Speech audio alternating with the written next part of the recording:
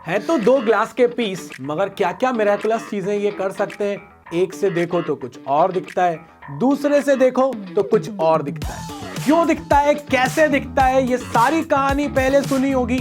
आज ये कहानी सुनते हैं बाबा जी की जुबानी और कुछ नए तरीके से। तो चलिए पढ़ते हैं, बढ़ते हैं और देखते हैं लेंस की तरफ।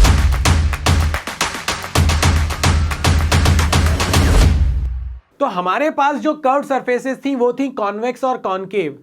मगर क्या ऐसा हो सकता है कि एक ट्रांसपेरेंट मीडियम को दो कर्व सरफेसेस के बीच में पैक कर दिया जाए? बिल्कुल हो सकता है। कोशिश करी मैंने तुम्हें अभी दिखाने की, एक दो ग्लास के पीसेस की और उनकी कुछ मिस्ट्री को समझने की। अब अपन कोशिश करते हैं। तो जब किसी ट्रांसपेरेंट मीडियम को दो कर्व सरफेसेस के बीच में पैक कर दिया जाता है तो वो बन जाता है हमारे पास लेंस।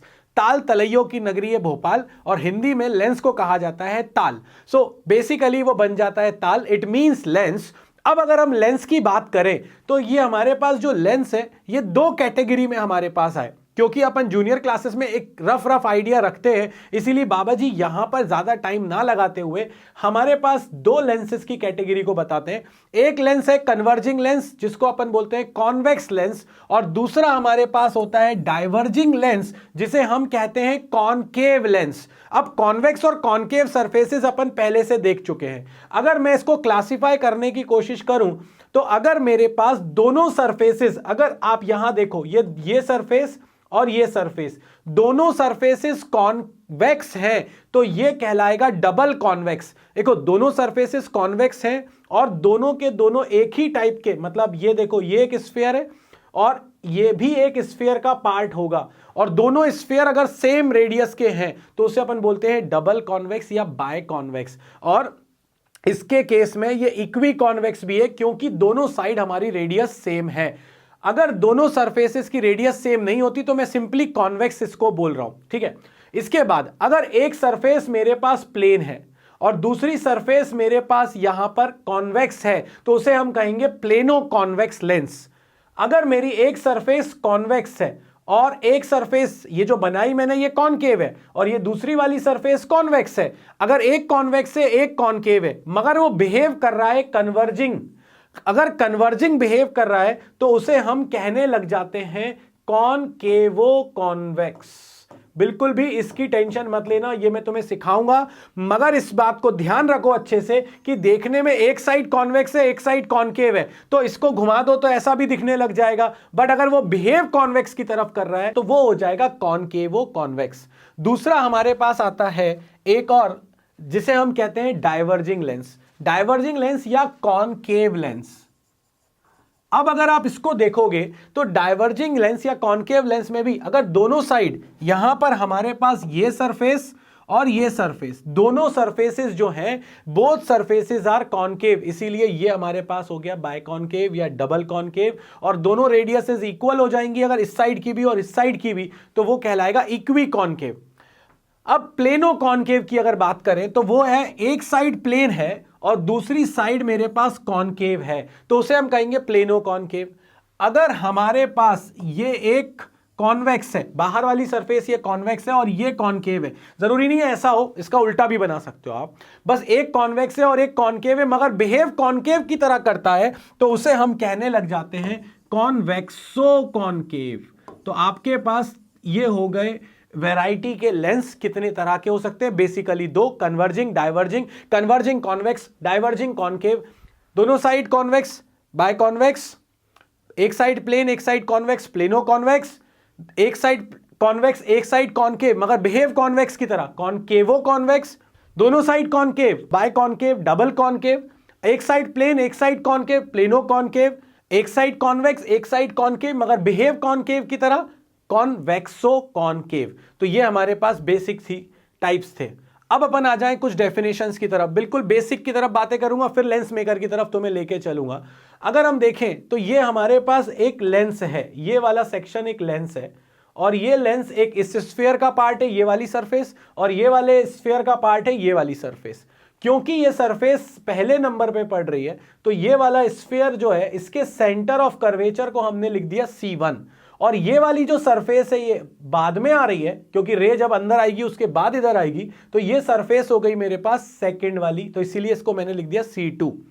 इसके बाद दोनों सेंटर ऑफ कर्वेचर को जो लाइन ज्वाइन करती है उसे हम कहते हैं प्रिंसिपल एक्सिस। इसके बाद यहां पर अगर हम देखें तो ये जो सेंटर में एक लाइन बना रहे हैं ना, इसको हम बोल देते हैं ऑप्टिकल एक्सिस, क्योंकि हम बार बार रिफ्रैक्शन दो सरफेसेस से नहीं दिखाने वाले, हम परेशान हो जाएंगे यार। तो हम क्या करते हैं, हम सारा का सारा रिफ्रैक्शन इस सेंटर वाली लाइन से दिखाते हैं, इस सेंटर लाइन से हम सारा रिफ्रैक्शन दिखाते हैं। सो ये हमारे पास बेसिक हो गया कॉन्वेक्स का। अब आ जाओ जरा कॉनकेव में। ये देखो, ये सरफेस पहली है और ये इस स्फीयर का पार्ट है, तो इसका सेंटर ऑफ कर्वेचर C1 क्योंकि पहली सरफेस है। दूसरी वाली साइड पर ये वाली जो हमारी कॉनकेव है और ये इस स्फीयर का पार्ट है, इसका सेंटर जो है ये C2 और ये हमारे पास बाद में आ रहा है, इसीलिए इसको C2 कह रहे हैं। हम थिन लेंसेज के ही बारे में बात करेंगे, थिक के बारे में बात नहीं करेंगे क्योंकि सिलेबस में थिन पर जा रहे हैं हम।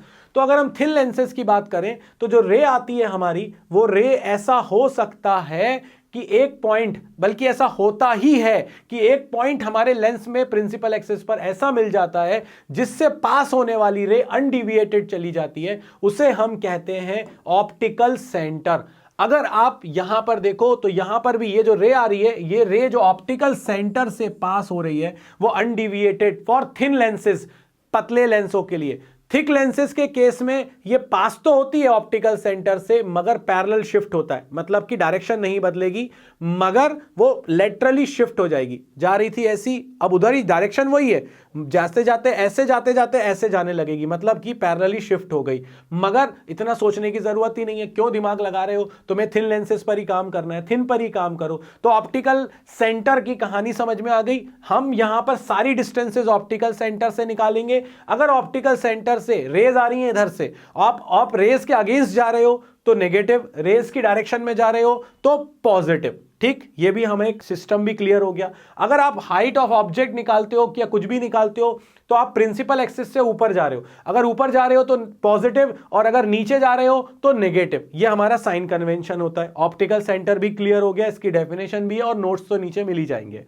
अब आ जाओ जरा जल्दी से first principle focus. First principle focus क्या होता है, लेंस में हमारे पास वो पॉइंट प्रिंसिपल एक्सिस पर जिससे पास होने वाली रे आफ्टर रिफ्रैक्शन पैरेलल हो जाए, या फिर जिसकी तरफ आने वाली रे आफ्टर रिफ्रैक्शन पैरेलल हो जाए। देखो, ये इस पॉइंट की तरफ आ रही थी रे और फिर पैरेलल हो गई क्योंकि डाइवर्जिंग है, क्योंकि यहां पर तो वो अभी पॉइंट पॉसिबल ही नहीं है जो कि क्या कर दे, उन रेस को पैरेलल कर दे, क्योंकि ये डाइवर्जिंग जो लेंस है वो डाइवर्जिंग है। तो ये जो हमारे पास पॉइंट है, तो इसको डेफिनेशन को क्या कह सकते हो अपन, the point on the principal axis of a lens where if the rays are coming from that point or if the rays are going towards that point, then after refraction they become parallel। ऐसे point को हम कहते हैं first principle focus. ठीक, इसके बाद आता है second principal focus. Second principal focus क्या कहता है, ये कहता है पैरेलल आने वाली रेज, देखो मिरर में तो एक ही होता था क्योंकि अंदर कुछ है ही नहीं, यहां तो पार होगा। पैरेलल आने वाली रेज जहां पर मीट करेंगी उस पॉइंट को अपन बोलते हैं सेकेंडरी फोकस। पैरेलल आने वाली रेज आफ्टर रिफ्रैक्शन जिस पॉइंट से आती हुई लगेंगी उस पॉइंट को अपन बोलेंगे सेकेंडरी फोकस कॉनकेव के लिए। The rays which are coming parallel to the principal axis after refraction they meet at a point on the principal axis or appear to come from a point, that point is considered as secondary principal focus. हमारे लिए जो main importance है वो ये है, क्योंकि दो focus है, किसको इंपॉर्टेंस देंगे हम, तो हम इंपॉर्टेंस देने वाले हैं सेकेंडरी को। मतलब जब कुछ नहीं बोला जाए, सिर्फ फोकस बोला जाए, तो ये याद रखो, second principal focus is the principal focus of the lens. मतलब कि जब कुछ नहीं बोला जाए कि फर्स्ट है कि सेकंड है, तो वो सेकंड ही होता है। फोकस का मतलब तो सेकंड ही होता है। हां, फर्स्ट भी होता है, मगर अगर कुछ नहीं बोला जाए तो सेकंड वाले को ही कंसिडर करना। अब यहां पर जब दोनों साइड के मीडियम, मतलब यहां का मीडियम और यहां का मीडियम अगर सेम है, उस केस में अगर मैं इक्वी कॉन्वेक्स की बात कर रहा हूं या इक्वी कॉनकेव की बात कर रहा हूं, तो दोनों साइड F1 और F2 की जो डिस्टेंस होती है, ऑप्टिकल सेंटर से फोकस तक की जो डिस्टेंस होती है, इस साइड पर ये डिस्टेंस और इस साइड पर ये डिस्टेंस, ये इक्वल होती है। कब, जब दोनों साइड मीडियम सेम हो। ये एक डेटा है सिर्फ तुम्हारे दिमाग में रखने के लिए, बहुत रेयर चांसेस है कि कोई कुछ पूछे, बट हाँ फिर भी दिमाग में तो होना चाहिए। बट अगर एक साइड तुम्हारे पास मीडियम है μ1 यहां पर और यहां पर अगर आपके पास मीडियम है μ2, इस केस में आपकी जो फोकल लेंथ आएंगी प्राइमरी और सेकेंडरी वाली f1/f2 will be equal to μ1/μ2, क्योंकि इस साइड का मीडियम अलग है और इस साइड का मीडियम अलग है। तो मैंने तुमको दो फोकसेस के बारे में भी बता दिया। अब हमारे पास आता है फोकल लेंथ। तो फोकल लेंथ कहां से कहां तक, देखो यहां पर मैंने कैपिटल यूज किया है, फोकल लेंथ को स्मॉल से रिप्रेजेंट किया है। हम सारी डिस्टेंसेस कहां से निकालते हैं, ऑप्टिकल सेंटर से। तो ऑप्टिकल सेंटर से फोकस तक की डिस्टेंस कहलाएगी फोकल लेंथ। क्योंकि कुछ नहीं बोला जाता है तो सेकेंडरी को ही मानते हैं, तो f2 ही हमारा जो है वो प्रिंसिपल फोकस है। और रेज जो आ रही है वो देखो कहां से आ रही है, लेफ्ट से राइट की तरफ। तो तुम्हें इधर ही जाना है ना डिस्टेंस मेजर करने, इसीलिए कॉन्वेक्स की फोकल लेंथ ऑलवेज पॉजिटिव, दिमाग में बैठा लो अच्छे से। और कॉनकेव की फोकल लेंथ हमेशा नेगेटिव, क्योंकि पैरेलल आने वाली रेज डाइवर्ज होगी, लगेगा यहां से आ रही है। तो ये जो फोकल लेंथ आएगी कॉनकेव की वो नेगेटिव, कॉन्वेक्स की ऑलवेज पॉजिटिव। अपर्चर, अपर्चर क्या होता है, ये वो इफेक्टिव डायमीटर होता है लाइट का, जहां से जो लाइट आएगी उसका रिफ्रैक्शन हो जाएगा। मतलब कि इन केस ऑफ कॉनकेव या in case of convex, convex के केस में यहां वाली रेस को भी ये रिफ्रैक्ट कर लेगा। भाई कॉनकेव तो अप्लाई ही नहीं कर रहा, अंदर ही नहीं घुसने दे रहा घुग्गू, तो फिर कैसे काम चलेगा। ये बोल रहा है आने दे, यहां से भी आने दे, यहां से भी आने दे, यहां से भी आने दे, बहुत बड़े एरिया से लाइट को अंदर घुसने दे रहा है ना। ये जो इफेक्टिव डायमीटर है ये बोल रहा है भाई इसके बाद तो मेरा काम खत्म, यहां से आएगी तो मैं तो रोकने वाला हूं। तो अपर्चर किसका ज्यादा हो गया अपने पास, कॉन्वेक्स का अपर्चर ज्यादा हो गया, अगर सेम डायमीटर के अपन ले रहे हैं तो basically effective diameter of light transmitting area is called aperture. और इस पर बेस्ड बहुत बेहतरीन क्वेश्चन बनते हैं। क्वेश्चन कैसे बनते हैं कि भैया एक लेंस के सामने एक बर्ड आ गई, टेलीस्कोप था, मैं देख रहा था बहुत दूर, सन को देख रहा था, मून को देख रहा था, कोई स्टार को देख रहा था, सन को मत देखना वैसे तो आंखें जल जाएंगी, है ना। स्टार को देख रहा था कोई बहुत दूर के। तो जब टेलीस्कोप को फोकस किया, अचानक से टेलीस्कोप के जो ऑब्जेक्टिव था, आगे का लेंस था, उस पर आकर एक बर्ड बैठ गई, तो क्या होने वाला है। ऐसे बहुत सारे क्वेश्चन आते हैं, तो उसमें क्या होने वाला है अभी नहीं बताऊंगा किसी और वीडियो में बताऊंगा तुमको। तुम्हें पता हो तो तुम मुझे कमेंट में मेंशन कर देना, बट उसका रिलेशन कुछ यहां से होता है। Intensity of image is directly proportional to aperture का स्क्वायर। मतलब जितना ज्यादा अपर्चर लोगे उतनी ज्यादा इंटेंस इमेज बनने वाली है, जितना कम अपर्चर लोगे उतनी कम बनेगी इंटेंस। और इसीलिए जब हम लोग कभी एस्ट्रोफिजिसिस्ट के पास जाके बात करना, जो बेसिकली देखते हैं ऑब्जर्वेटरी में जाके, वहां पर ना अलग अलग डायमीटर के टेलीस्कोप्स होते हैं। जितना बड़ा डायमीटर का टेलीस्कोप होगा, जितना बड़ा अपर्चर होगा, उतना क्लियर इमेज दिखाता है। अब कोई तुम्हारे लिए 5 इंच का टेलीस्कोप लेकर आए, 6 इंच का टेलीस्कोप लेकर आए और बोले सैटर्न को देखो, सैटर्न की रिंग्स दिख रही हैं, तुम्हें ऐसा लगेगा वो रिंग्स दिख रही हैं, बट वो बिल्कुल भी जूम्ड इमेज नहीं होती, कलर्स नहीं दिखते, सिर्फ वाइट दिखता है। जैसे जैसे तुम अपर्चर बढ़ाते जाते हो वैसे वैसे क्लियरिटी भी बढ़ती चली जाती है। तो अपर्चर का बहुत बड़ा रिलेशन है। इसके बाद एक टर्म और कई बार एंड में लोग डिस्कस करते हैं, मैंने कहा नहीं यार, साथ में डिस्कस करना चाहिए। Power of lens. Power of lens क्या बोलता है कि भाई रे जा रही थी सीधी, तुमने उसको इतना बेंड कर दिया, एक लेंस ने कहा अच्छा इतना कर दिया, उसने कहा ओके। एक रे आई, दूसरे लेंस ने कहा मैं इतना बेंड कर दिया, तुम मुझे बताओ जो ज्यादा बेंड करेगा उसकी पावर ज्यादा या जिसने कम बेंड किया उसकी पावर ज्यादा। अरे जिसने ज्यादा बेंड कर दिया उसकी पावर ज्यादा, जिसने कम बेंड कर दिया उसकी पावर कम। तो इसका मतलब है कि ज्यादा बेंड कर दिया अगर, तो फोकल लेंथ कम हो जाएगी ना। ये देखो अगर तुम्हारे पास यहां पर ये जो हमारे पास रेस थी, सपोज करो अब आपसे मैंने कहा कि यार ये लो एक रे आई और यहां पर बेंड हो गई, तो इतना कम बेंडिंग हुआ। अब इसी केस में मान लेते हैं कि यहां पर अपने पास एक लेंस और है और मैं यहां पर आया और उसने ज्यादा बेंड कर दिया। अब ज्यादा बेंड कर दिया तो फोकल लेंथ कम हो गई ना, और कम बेंड किया था तो फोकल लेंथ ज्यादा थी ना। इसका तो सिंपल लॉजिक निकल के आया कि अगर फोकल लेंथ मेरी चेंज हो रही है तो फोकल लेंथ के चेंज होने का कारण क्या है, उसकी पावर है। पावर ज्यादा है तो फोकल लेंथ कम, पावर कम है तो फोकल लेंथ ज्यादा। तो फाइनली अल्टीमेटली अपन ने ये बात निकाली और वो बात ये निकल के आई कि जो फोकल लेंथ होती है वो पावर के इनवर्सली प्रोपोर्शनल होती है।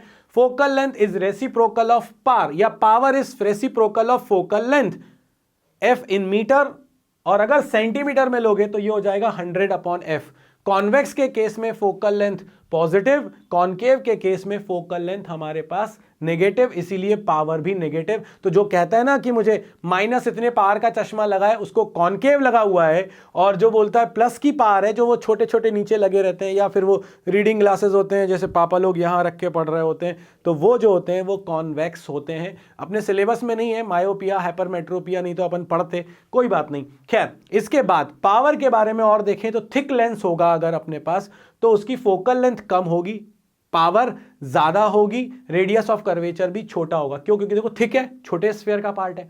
थिन लेंस होगा तो पावर कम होगी मगर फोकल लेंथ ज्यादा होगी, कम बेंड करेगा, और रेडियस ऑफ कर्वेचर भी ज्यादा है। देखो ये बड़े स्फीयर का पार्ट है, ये वाला बड़े स्फीयर का पार्ट है, और ये जो है मुट्टू लाल, ये छोटे से स्फीयर का पार्ट है। तो मुट्टू से नहीं पढ़ने का है, मुट्टू की पावर ज्यादा है और ये पतलू की पावर थोड़ी कम है, तो इसके साथ ही अपन को फोकस करने का है। ठीक है, खैर अपन को रिक्वायरमेंट के अकॉर्डिंग इस पर काम करना पड़ता है। ये तो मैं मजाक के लिए बोल गया कि मोटे की तरफ मत जाओ, पतले की तरफ जाओ। थिक लेंस की भी रिक्वायरमेंट है, थिन लेंस की भी रिक्वायरमेंट है।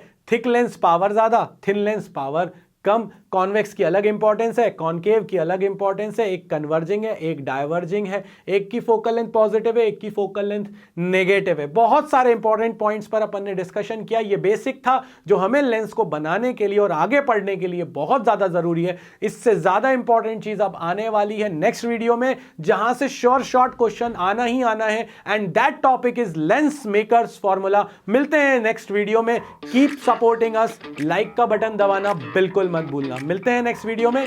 जय हो।